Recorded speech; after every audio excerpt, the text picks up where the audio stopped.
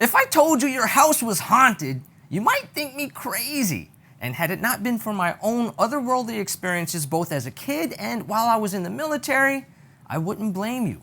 Although if you are one of the 46% of Americans who believe ghosts exist, according to an IPSOS survey, you might actually believe me. If you were George and Kathleen Lutz of Amityville horror infamy, you'd just be happy that I was confirming your experience. So you bought a house that you think might be haunted and you're wondering, do real estate contracts allow for haunted house exceptions so that you can get the out of there?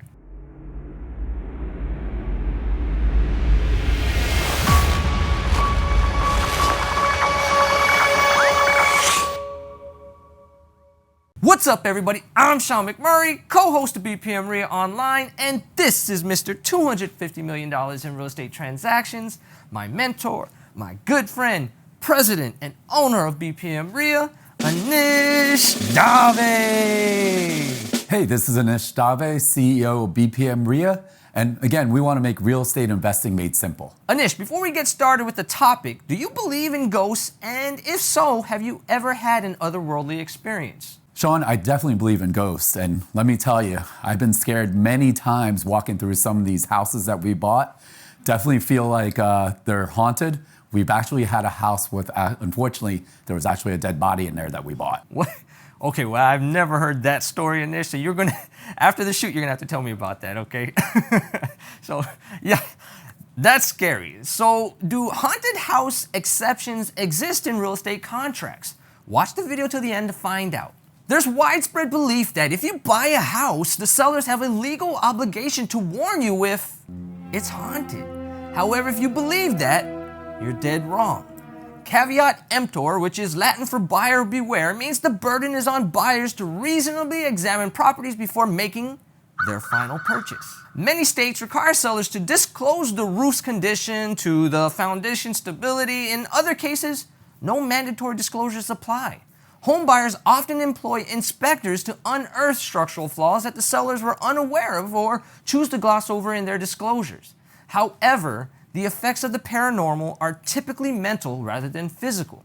Although conversations with the ghost of Duke Ellington might be a little weird, they're not bringing the house down. Unless, of course, you're dealing with a poltergeist. Do you?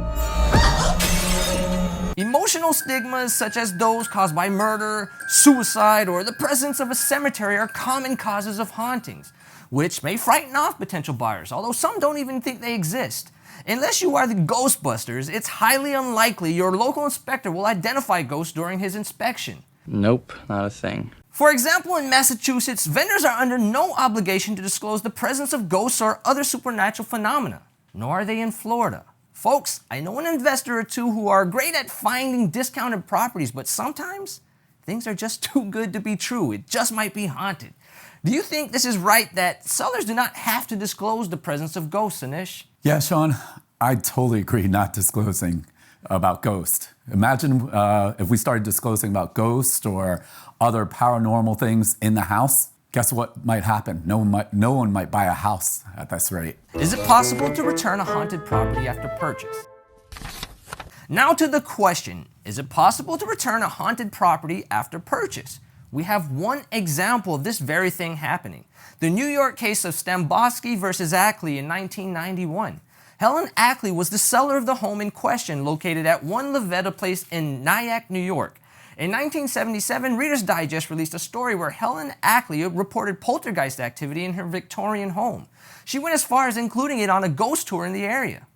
However, when it came time to sell, she Bill Clinton the fact that the home was haunted. Buyers put down a deposit only to find out via a local source that they'd been had. Got him! After filing suit, they were granted permission by the Court of Appeals to cancel the deal. The court ruled that Mrs. Ackley's obligation to inform potential buyers of the property's hauntings was justified because the stories of ghosts significantly impacted the property's value. In other situations, buyers of haunted homes have been allowed to back out of the purchase agreement, but only if the seller made material misrepresentations about the property's condition or failed to disclose material information when they are required to. What do you think about the court's ruling, Anish? You know, it's pretty crazy on that aspect. Unless New York has their own Ghostbusters team, I'm okay with it. Yeah, make sure you update your checklist, people. Roof, good. Plumbing, good.